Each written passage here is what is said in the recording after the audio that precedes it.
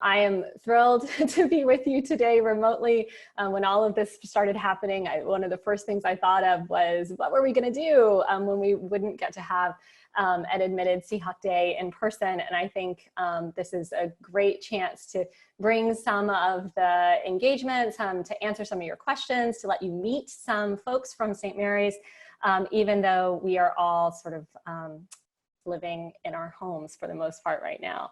All right, so what I'm going to do is have each of our panelists introduce themselves and give a really quick summary of their office and the work they do here at the college.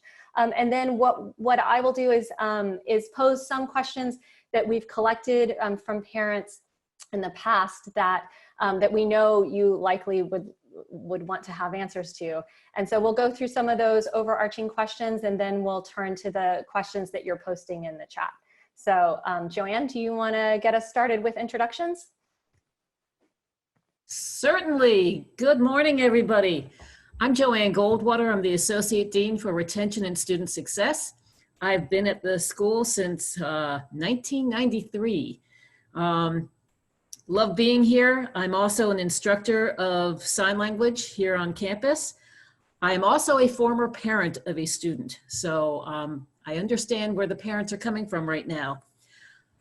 In my role, I'm the person who works very closely with lots and lots of students, along with a very well-trained staff in our Office of Student Support Services. We try to connect students to the programs and people and activities that will help them be successful in class and outside of class, to thrive while they're at school, and to persist to graduation. It's a great job. Nice to see all of you here. Okay, Rob, do you want to go next? Sure. Good morning, everyone. I'm Rob Maddox. I'm the director of the Office of Student Financial Assistance, and been here at St. Mary's altogether since 2002. I'm a St. Mary's grad from the class of 07. Been here in financial aid since about 2013. So it's really a wonderful place to be. Been here a long time. Don't plan on going anywhere else for a while. So. Okay, Derek. Hello, everyone. I'm Derek Young, Executive Director of Student Life. 2002 alum, have been here since 2007. I get to work with the wonderful staff in the Office of Residence Life, so all of the RAs who live with the students on a day-to-day basis. Also, I work with the staff in student activities, so we do all of the engagement work outside of the classroom, leadership skills, and just a lot of fun things, programs and activities for students to do. Welcome to St. Mary's. All right, I'm just going along in the order that I see them on my screen. So Teo Clyburn. Hi, everyone. My name is Teo Clyburn. I am the Vice President for Inclusive Diversity and Equity at St. Mary's College of Maryland. I'm I think in this crowd, the newest person to St. Mary's College. This is the end of my first academic year here. The work that we do in the Office of Inclusive, or the Division of Inclusive Diversity and Equity, really is to integrate diversity, equity, and inclusion into all of the spaces on campus, and that includes the faculty spaces, staff spaces, and student spaces, as those all impact the success of the student experience here at St. Mary's College. All right, and last but not least, Kate Shirey. Hello, everyone. My name is Kate Shirey. I'm the Director of Career Development here at St. Mary's, and I've been here for about 7 years, and I oversee all of the recruiting programs that we do. I work really closely with our faculty, and we start that program really early on with your students. All right, thanks, everybody. All right, so you may have noticed that over in the chat, we have, of course, the questions that you're posting. But I had also asked at the beginning that folks go ahead and talk a little bit about what some of their overarching goals are for their students. So the things that go beyond the diploma, beyond the job. We know that those are important elements for you. But we want to get a sense of what those bigger, I think, more overarching goals are for your kid after 4 years here at St. Mary's. And so I'd ask for our panelists, as we go through some of the questions that we'll be answering today, just to keep some of those big those big picture goals in mind. I'm seeing so many great comments about, you know, establishing meaningful relationships and self-reliance, exposure to new ideas, happiness. I mean, that's a wonderful thing to see. And I think as we talk about the ways that we support your children when they come to the college, we want you to know that that support works towards those big goals that you have. So we will start with some general questions. I also want to be clear that there are a lot of questions showing up about what our plans are for the fall, and we will talk about that as well. But we'll get going first with just some questions about St. Mary's more generally and about the work that these offices do. So I'm going to start just by posing the question of what is our student population like? Are they diverse, smart, engaged, stressed? Is there a typical St. Mary's student that you could describe? And maybe we could start with Rob for that one. Yeah, I would honestly say no. There is no typical St. Mary's student, and that was a big question we got back when I used to work in admissions. You know, what is a typical St. Mary's student? And it's really anyone. One of the great things about our student body is they're fairly diverse in both not only where they're coming from and their thought and their history and their experience and all these wonderful different things that we can think about. Very simply, kind of broken down by the numbers, about 20% of our students are first generation students, meaning they're the first in their household and their family to go to college. About another 20% are low income students, and about 25 to 30%, depending on your students of color. And all three of those different categories, we provide programming and support to those students to be sure that they are getting what they need and desire out of the education. They're getting what they want here at St. Mary's. And so the real kind of short answer is no typical St. Mary's student. They really are a group of people that come in to get the most out of their education from all over the country. Teo, could you tell us a little bit about how that student makeup works in practice on campus? Yeah, sure. So as Rob's saying, one of the things that makes St. Mary's College such a special place is the diversity of the student population.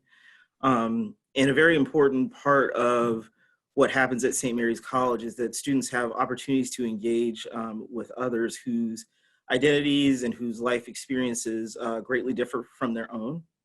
And what we know is that there are significant educational benefits that emerge from diverse learning environments. Diverse learning environments promote reflection, promote growth. They help students foster a sense of empathy. They help break down stereotypes. They promote mindfulness and thoughtfulness in our interactions with other people. They promote innovation, creativity, and prepare students to go into a global workforce, right? But of course, you know, educational benefits of diversity, as is the case, I think, with any educational benefits, are not inherent. They really require that we actively cultivate spaces where those engagements can happen in constructive ways. And I'm, like I was saying, about a year into my work at the college, but one of the things that has most impressed me during my first year in coming to St. Mary's College is the dedication of the faculty and staff to cultivate those engagements and spaces for those engagements so that our students can truly experience the educational benefits that can emerge when they engage with one another as a part of a diverse learning community, and they have the opportunity to interact across those lines of difference. Mm-hmm. Thank you, thank you. I want to turn to some sort of more nuts and bolts. Derek, could you tell us a little bit about how many students live on campus, and how does that living on campus go? How do you handle roommate conflicts? How do you make sure that the student population who is here on campus is sort of getting along with each other? Sure.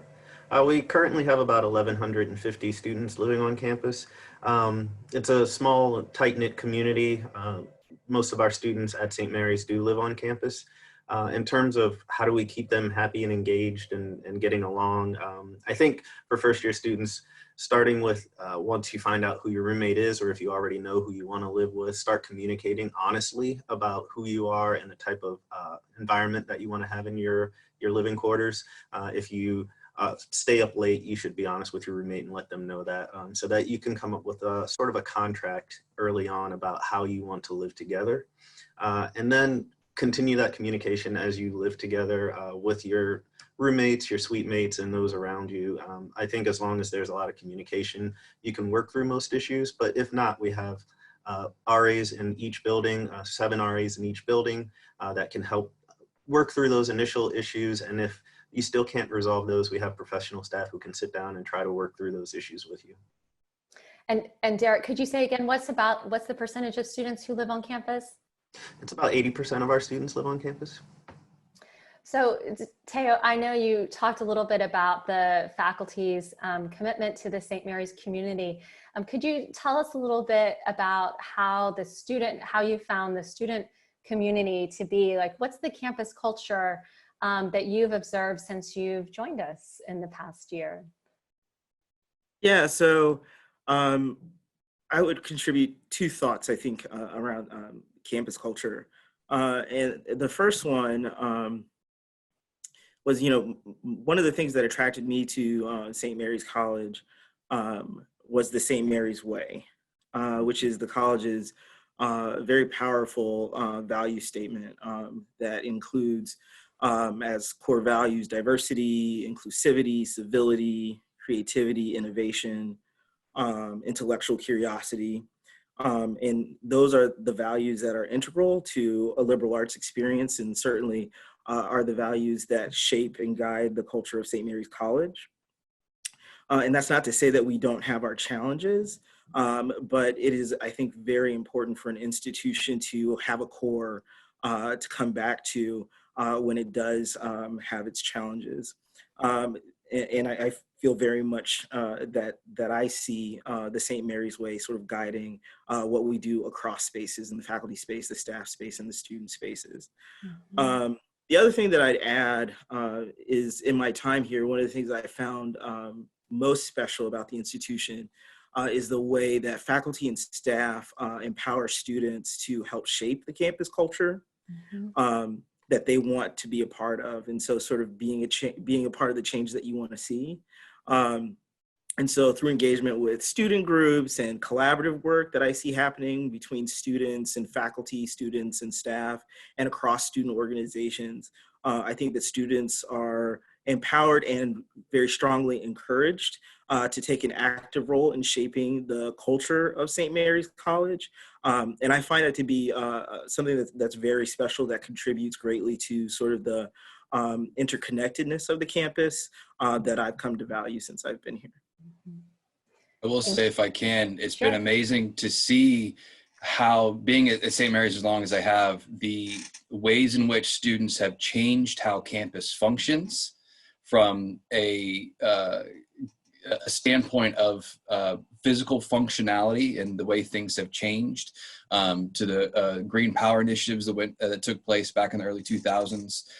It was a campus-sponsored program. They changed the way the college did things, to not only the kind of philosophical idea of what is taught at the college. Programming came and is coming from student interest for academics and involvement. And so it's really incredible to see the impact the Student Government Association, the clubs and organizations, and everything that the students do has an impact on everything that St. Mary's is and does and will do in the future. Excellent, thank you. So I want to make sure we leave enough time for the questions, which are great, that are showing up in the chat. We see some that I think we can either respond in the chat to give you some answers. We're definitely going to keep the chat questions so that we can make sure that even if we don't cover everything that's in the chat, that we'll be able to respond to all of those.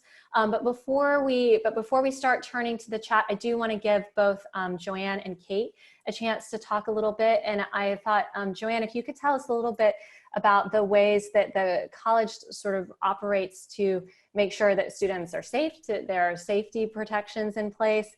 Could you tell us a little bit about how we do that work? Absolutely, happy to do that. We are fortunately a really safe campus, which is great, and allows us to have a great view of the night sky. We have lots of lighting every place. We've got our public safety officers who are around 24/7, 365 days a year.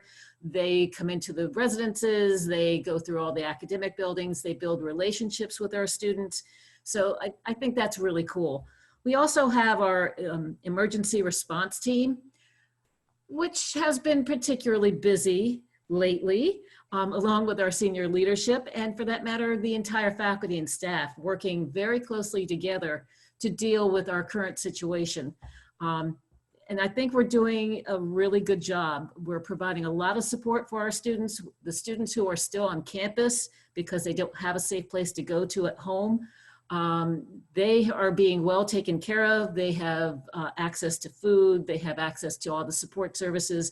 So we're trying to make sure that we're keeping them safe as best we can right now. We have an escort service in the evenings and at night so that if students need to go from point A to point B, they don't have to walk by themselves if they don't feel like it. So we have a lot of good things happening to make sure our students feel safe and stay safe. So we have the operational continuity plans so that we can make sure that if something does happen, we've got a plan to take care of it, to mitigate any issues that may come up, protocols for making sure people know what has to happen first and then second and then third. We have an on-call professional system so that if students need something when offices are closed, we still have a professional staff member who is available to provide that support, even if it's at 3 o'clock in the morning, which is, by the way, when I do some of my best work. So there's a lot of good stuff that we're doing here for our campus and for our students to provide their support. Yeah, and I just saw a question about the closest hospital for emergencies. There's a hospital in Leonardtown, which is about 20-25 minutes from campus, depending on traffic.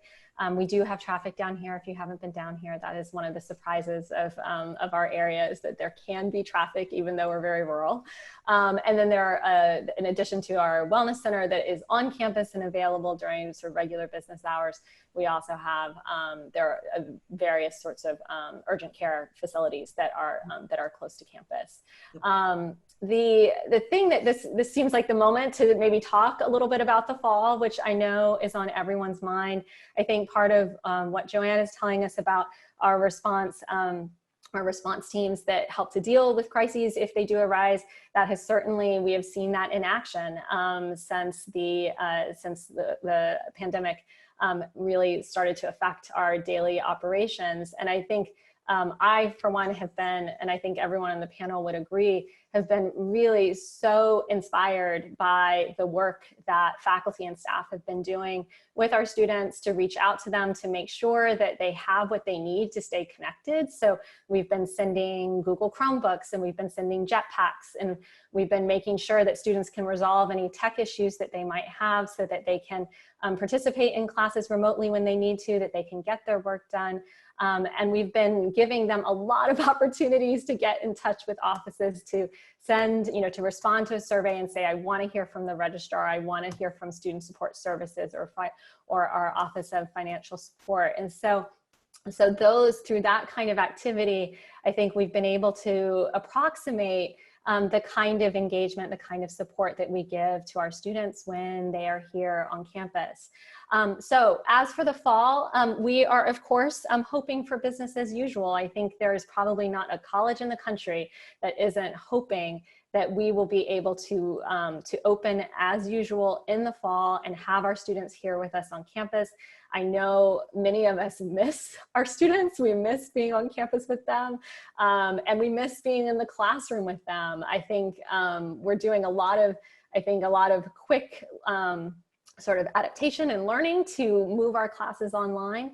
And if we were to have to go remote in the fall, we will make sure that faculty are really ready for that. This has been a quick transition, and I'll say truthfully that the faculty here are here because they want to teach in person, because they like small, intimate classes. They do that intensive work with their students in their offices, in small discussions, through group work, all kinds of things like that that are really sort of the liberal arts college, small liberal arts college model. We've made this quick transition to remote learning, and so what we've done is put in place the kinds of structures and assignments that are going to help students to finish out their classes. But if we go remote in the fall, we will need to make sure that faculty are ready, and that's exactly what we are planning to do, to make sure that they could teach all or part of this semester remotely as needed. We, of course, hope that that is not needed. The college will follow the guidance of the state governor. The state government will follow the guidance of the public health department, and we will make sure that we're doing everything we can to make sure that our community is safe. We are watching the situation closely, and we'll make a decision about the fall when we have enough information to make that decision well. Okay, so I want to hear from Kate a little bit about her work in the Career Services Office or Career Development Office, and students particularly in their with their opportunities for internship, and then we'll turn it over to Emily, who's going to call the questions from the chat, and we'll pose those to the panelists. So Kate, tell us a little about career development. Sure, thank you so much. So at St. Mary's, we approach things a little bit different. In most schools, career development is this office that you think about in your senior year, hopefully before April, but it's this optional thing that you can choose to do. And at St. Mary's, we know it's really important, and we understand that. And we've developed, as part of our curriculum, as part of the overall experience, courses that start for all of your students in their very first year. So for all of your students who are coming to us in the fall, they're going to take 1 credit classes with us in the fall, and then again in the spring. And then we're going to place them in a mini internship in their sophomore year, and that's going to prepare them for being competitive when they're looking at internships and research later on. So we really take a proactive approach to this. I think that that's led to some of the things that we see, like our really high career outcomes rate. We are higher than the national average consistently. So if you're still considering St. Mary's or another school, ask your other schools, what is your career outcome rate? And it should be in the 90s at least, but most schools are in the 80s. So we really kind of approach it completely different, and pair that with the liberal arts and the transferable skills that you're going to get in all of your classes, the communication, the teamwork. Your students are going to be really well prepared, and we're going to take time over 4 years to get them to that place. Awesome, thanks so much. Okay, so Emily, you have been monitoring the chat. Could you tell us some questions that that you've been able to maybe consolidate to cover a few different areas? Tell us where we should go. Yes, of course. So the first question that we got from a few different people was, what exactly does a public honors college mean, and how will it benefit my student? I think that is a great question. And I think it's one that all of us who are here have come to understand really deeply as sort of part of our DNA. Our public honors college designation, it comes from the state of Maryland, from legislation in the state of Maryland in the late 90s, mid to late 90s. And to me, and I'll let our panelists sort of say a few words about this as well, what it means is that we are all about making sure that every student who comes here can do rigorous honors college, honors quality work. We're not an honors program, we're a whole honors college. And we have a mission of academic excellence, but also of access and diversity. And that means that when you come into a St. Mary's classroom, you're not just, you're getting faculty who are attending to what students need to be successful, doing rigorous work, doing work that is that's sophisticated, that really pushes them to the next level, that helps them to be able to accomplish sometimes things that they didn't even know that they could. We emphasize things like undergraduate research. Kate talked about the opportunities for internships. We try to bring and integrate those kinds of experiences so that students understand how their learning applies to the spaces that they're going to be in, whether it's here in the college community or after they graduate. So So for me, those are the two things that are so tightly tied. It's the ways that we support our students, and it's the kind of work that we expect of them, the level of work that we expect of them. So others, who wants to jump in and talk about what Public Honors College means? Kate? So I want to go back to that research piece. I've been at St. Mary's for a while because I love this place, but I did work at several other schools before, and I had never seen students doing research at the undergraduate level that is remotely comparative to what I saw here immediately. And I think that that's really something that gives our students a really competitive edge when it comes to employment or continuing education, because we do have a good number of students every year, at somewhere around 20%, who continue their education, and some of that is in master's degrees, some of it is straight to PhD programs, but I really do attribute that to the directed research that is open to our students as undergraduates, and a lot of other schools that work would go to graduate assistants. So that's a really amazing opportunity for our students. Awesome. Yeah, I will say that one of the great things about the education and the kind of education is the students get out of it what they put into it, but there's a lot of support there for them when they're going through each step of the process. And so from the kind of pre-enrollment where you all are now to the orientation and housing, you know, Derek and his staff and bringing students in, but also the expectations, as Christine had mentioned, of the students are very high, but they're high with a lot of support. And so the faculty is there. One of the questions was, does every student get a faculty advisor? Yes. And so every student is advised by faculty, typically within their field of study, and the, you know, average class size being about 16 students, you know, so having that small educational feel to where they're going to have that attention, they're going to have that that expertise within the classroom. 98 or 99% of our faculty hold terminal degrees in their field of study. So having that expertise really goes into a big part of that moniker of the Public Honors College. And the fact that there's never going to be a TA teaching the class. It's always a faculty, a full-time or part-time faculty member in the classroom that is teaching the students, which I think is a huge, of huge importance to higher education. In addition, our students are expected to be engaged, and they are engaged in their learning.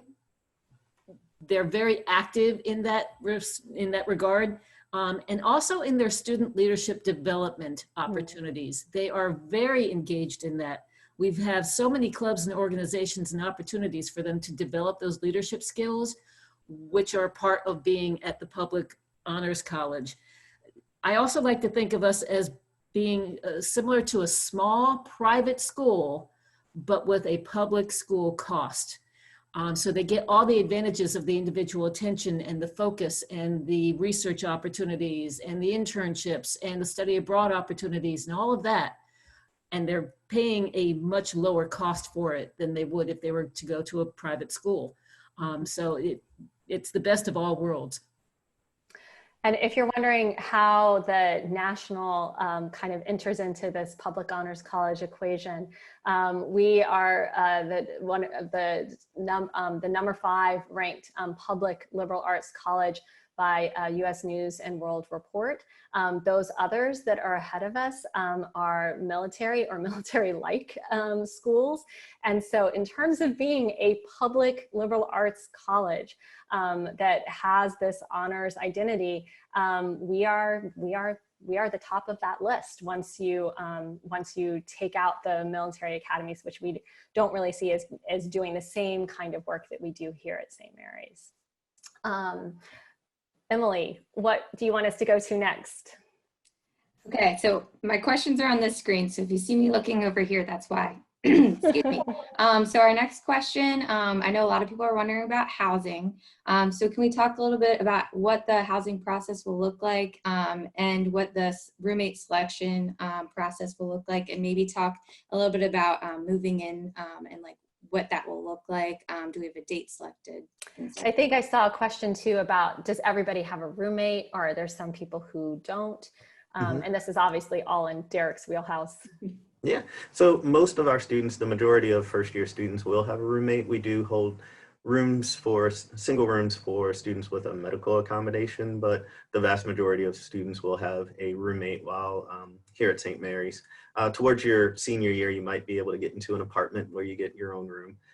Roommate matching. So if you know someone that you want to live with, either from high school or someone that you connected with in the process of coming to St. Mary's, there is a way for you and our process for you to match with that person. But if you don't know anyone that you want to live with, we use a roommate matching. It's sort of like Match.com, where you fill out a profile, you let everyone know, you let us know what your living habits are like. So if you like to stay up late, if you like to study a lot, what do you like to use your room for? Is it for socializing, or is it for studying? Are you cleanly? All of those things, including your interests, like what kind of music do you like? What kind of clubs are you interested in joining? So you give us all of that information, and our system matches you up to someone similar to you. And then we do that process in early June. So June 1st is the deadline to complete all of the roommate matching process and the housing contract. And then we give you a couple days to do some matching, and then we'll do some matching and get information back to you. Usually in mid to late July, you'll find out about your roommate. Move-in day for first year students is August 27th, and then we have a 4-day orientation from there, and then we start classes that following Monday. If I could jump in here real quick, I would recommend that if you have a friend in high school that is coming to St. Mary's with you, that you not live with them. Being best friends with someone in high school is very different than living in the same room with them. So, if you want to complain about your roommate, you can go visit your best friend down the hall rather than living with them, because then who would you have to complain to if they're the problem? So, good idea to expand your network of friends and your social network by living with someone who might be a little bit different, so that you gain some knowledge there, and then use your social network not by living with them. Just my advice. I made that mistake my first year, lived with my best friend from high school. Didn't last, no longer my friend, really.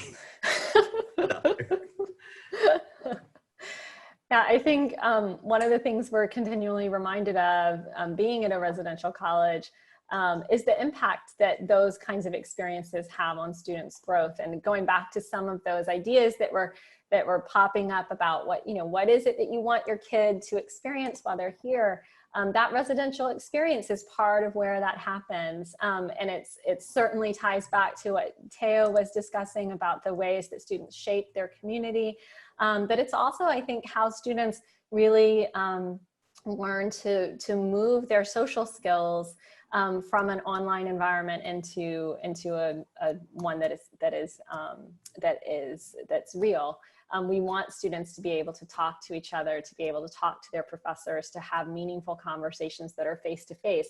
I realize that this is an odd moment to be talking about that, but I know that part of what we're seeing is the impact of the experience that students have had on our campus in preparing them to be able to weather this situation we're in right now.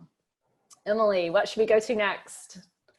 Next, I think we're going to touch on what kind of academic and emotional support is there on campus available for students. All right, this sounds like it's a question for Joanne. Oh, we have lots of support for our students. We have our Wellness Center for mental health and physical health support. The Office of Student Support Services does academic and life coaching for our students, so inside the classroom as well as outside the classroom. We provide student success workshops. We do one-on-one meetings with students, regular meetings for that coaching piece. We, right now, we've been connecting with a lot of the students to make sure they've got their technology issues taken care of and doing outreach to see how they're doing with remote learning. So we've been emailing and calling and texting with students. We have lots of different support systems depending on which program students are in.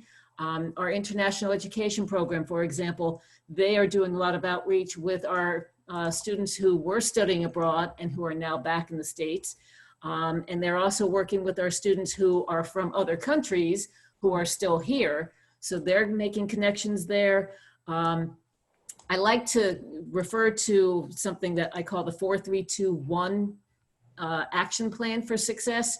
The goal is to graduate in 4 years if possible, to try to attain a 3.0 GPA.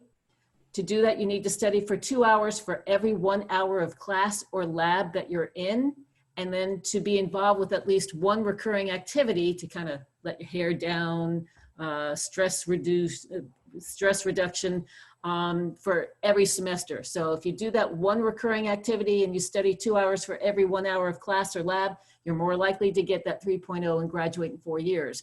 We help students do all of that so that they can be successful in the classroom as well as outside the classroom.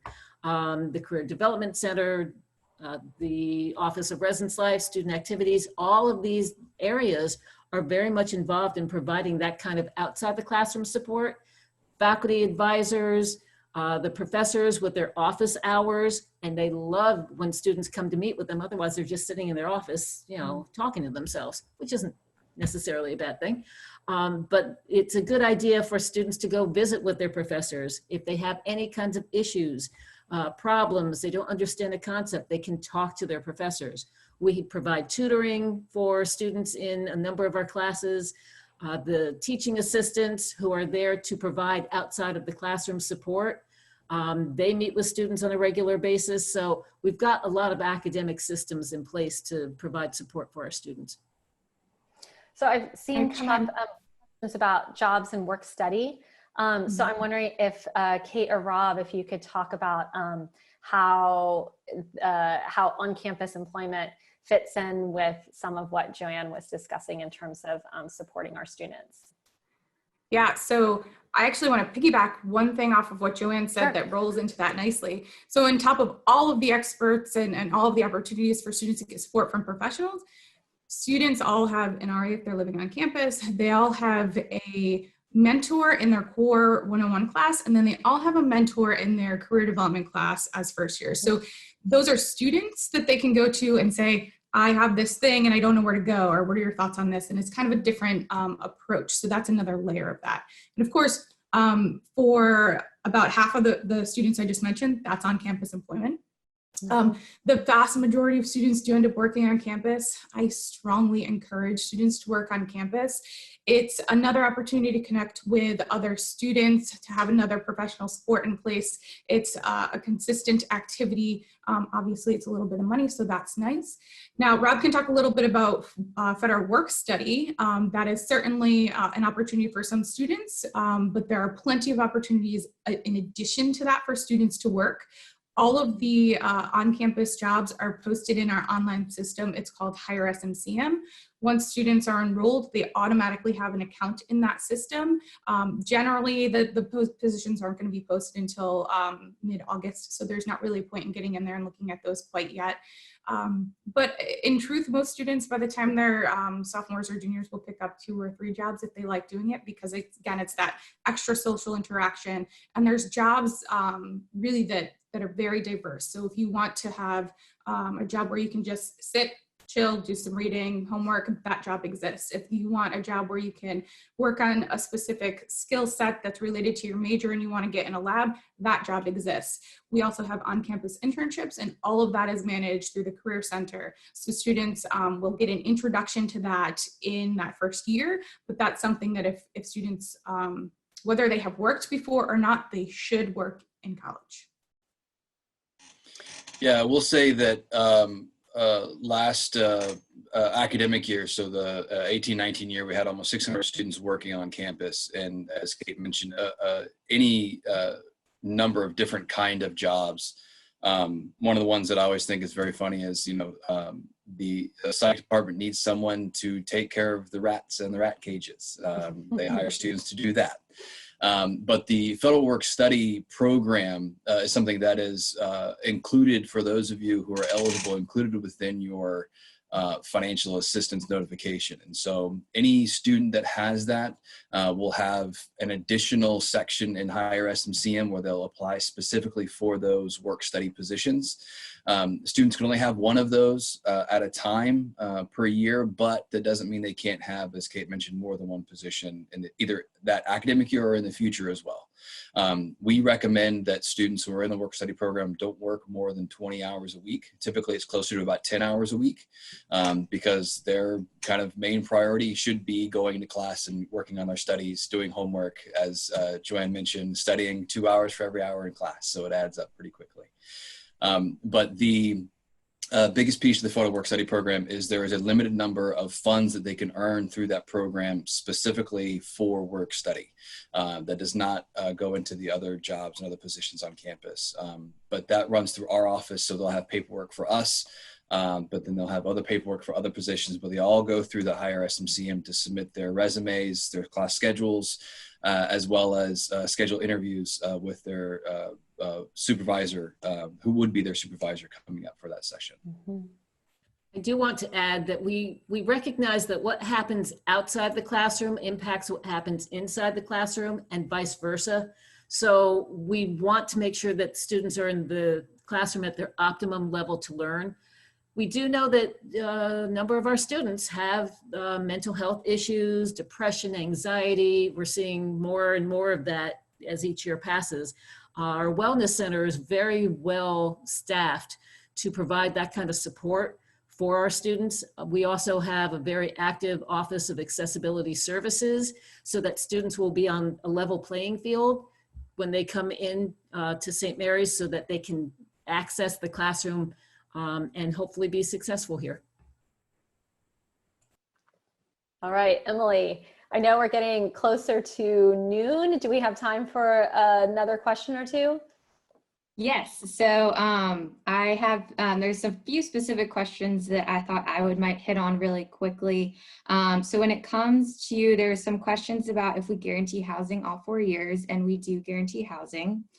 There's also another question, how many students, the percentage of students that live on campus, and that is 86% who live on campus. We also had a question about SOAR. Could someone please talk about SOAR a little bit? Well, you may have received at this point an email from me regarding SOAR. We usually would have SOAR, mid to late June. It's 3 days. You choose the day you attend. You come to campus. You have an advising session. You get to select your classes. And you get to parents get to talk to folks like us who work closely with your students, and students get to meet each other and be a part of a small group, to talk to folks in academic services, to talk to peers about what the St. Mary's experience is like. And we know that to plan an in-person SOAR and to depend on that is not in the cards for us. And so, or for anyone, I don't think, during this pandemic. And so what we are working on is a transition of our SOAR to what we are calling so far eSOAR, which will work as a kind of an online experience for students where they'll work in a small group. They'll have a faculty advisor who will work with that group. They'll have the opportunity to fill out a course selection survey, to ask all the questions that they have about that, to learn a little bit about how the curriculum works, and that whole package is under development right now. And but we think what we will be planning for a late or mid to late June or early July SOAR experience that students would commit to doing remotely over a sort of a week-long time period, so that we recognize that when you move to a online environment, you can't necessarily assume that that synchronous activities will work, right? Everybody's got all kinds of different things going on in their schedule. And so what we are planning out is something that would give students the chance to participate asynchronously when they need to. There would be some synchronous opportunities so that they could, talk to an orientation leader or talk to a faculty member, that sort of thing. But some of it would need to be self-scheduled. And so we're working on videos and presentations and things like that a student could watch, so they have enough information to make those decisions about classes for the fall, with some knowledge under their belt, and also, probably most importantly, to know that who to talk to if they have questions. Great, thank you. Let's see, what's our timing looking like? Try to fit in a few more questions here. Christine, could you talk about, we had a question about the freshman checklist and if we have something similar to that. Yes, we do have a checklist, but of course, some of that has been disrupted by the fact that we're in this remote learning environment right now, and so students will be getting a checklist that will help them to identify how to prioritize the tasks that they need to do, and they will and that will come with the information about SOAR and the timing of tasks that they would need to do prior to that remote SOAR experience that that we are currently developing. Great, thank you. Let's see, there was a question about first year enrollment numbers.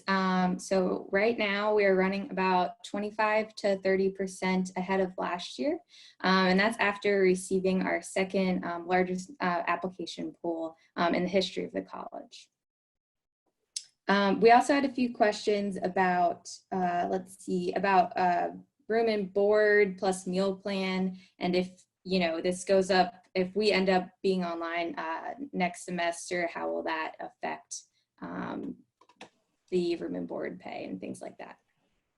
So the institution always charges students on a semester to semester basis. And so it's not like in the fall we charge for the entire academic year. So if it is the case that we are not on campus in the fall, which again, we're planning on being there, we hope that's the case. But if it does come to that, then obviously if students are not on campus, we won't be charging for something they're not using. But we'll know here in the future, bills are posted to student accounts July 1st. They are due the, I think, 3rd or 4th Friday in July. They're the 21st, 28th, something like that. But with that, we'll know hopefully at that point where everyone stands, and if students are on campus, then they will have those charges. If they're not on campus, then those charges won't be there on their student accounts at all. And so then, Oh, we lost you, Rob. sorry. Oh, now Then you're back. moving forward and with the spring semester, then we'll have those bills and students being on campus in the spring, then that will be pushed to the student account at that point. The students that were here for this spring that started on campus, we're finalizing actually refunds to those students that had to leave campus. And so for the kind of time on campus they didn't use in housing, and the time and the meal plan portion they didn't use as well, we're refunding all of that back to the students. And so being able to give them kind of that refund for what they didn't use, obviously we feel is the right thing to do. So we're not going to charge students for being on campus when we know they can't be here. But all that will come out in the fall bill. And one quick comment to jump back to the checklist for first year students. Those are going to be mailed starting next Monday to all students who have paid their deposit. So that is forthcoming. That gives you an actual timeline for that information.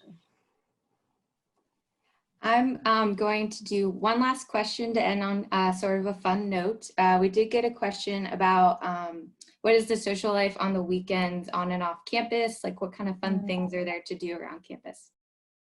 Sure. Most of our students stay on campus. There's a lot going on, lots of different activities. Our student government has close to 100 clubs and organizations, anything from Knits for the Needy. We have Habitat for Humanity, fun, weird clubs like Historical Swordsmanship Society and Nerf Club, a lot of fun different things. And we always tell students that if there isn't something that they see on campus that they want to have, I just got an email from an incoming first year actually who wants to start a ski club. So we've been communicating about that process. So there's always something that students can generate to do. We also have an excellent programs board who does fun things like movies or comedians, magicians, concerts, big inflatable things. So if you look around, there's lots of things like that to do, but the college also sponsors lectures and brings faculty in from different schools to talk about different subjects, many afternoons and weekends and evenings. So lots of things to do. And if you can't find it, you can always create it. Great, thank you. There's also a pretty active community service component that a lot of our students engage in off campus. So we've got a lot of our students that go around to the local school system, to some of the parks, to do cleanups, all kinds of different opportunities for our students. And they do get involved in stuff that happens in the community. They like to give back to our community, which is a good thing. And we're not that far from, places like Annapolis and Baltimore and Washington. And so students can wander up there and catch up with friends, that sort of thing. So there are lots of different opportunities, but I would like to mention, believe it or not, our students actually study on the weekends. I know, that's amazing. We do sponsor some trips up to Philadelphia, New York, and DC as well. Great. Well, thank you guys. So I'm so sorry if we didn't get to everyone's questions. We will try to get those answered and send those out to you after this session. I also wanted to mention that we are doing a student panel tomorrow, or sorry, what day is it? It's on Thursday at 4 p.m. So if you're interested in getting some more questions answered by our students, that's something that you can sign up for. You should have received an email. So lastly, I'm going to pass it back to Christine to wrap up the panel today. Yeah, If I may, Christine, real quick, sure. Joanne and I both posted in the chat, for those of you who still have questions that are specific to our areas, I know you can chat with Office of Student Financial Assistance directly. We have live chat now, or you can email us. All the links are in there. ADA and Student Services, Joanne posted the links or the emails in there in the chat as well. Awesome. Yes, I want to reemphasize that anything that has come up in the chat, we will be in touch to answer those questions. And as you know, we are we are built on in-person experiences, and so so running a panel like this is not what we imagined that we would be doing. But I want to thank everyone for their participation and for the great comments and questions that they put in the chat. I want to thank our panelists for being a part of this. This has been, of course, for everyone, a challenging spring, but it has been inspiring to see the resilience of our community, of our students, the work that faculty and staff have done to support them as we've made this unexpected transition to a remote environment. It's been, I really have seen in action, once again, what the St. Mary's Way is really about, and that's been a real bright spot at a time of a little bit of uncertainty. So thank you everyone for being a part of this. Please get in touch with questions. As you said, there's information there in the chat for email addresses, and likewise, of course, use our website, use the admissions office to get contact information for the office that you need if you want to follow up with any of us. So thank you everyone for being a part of this. Bye.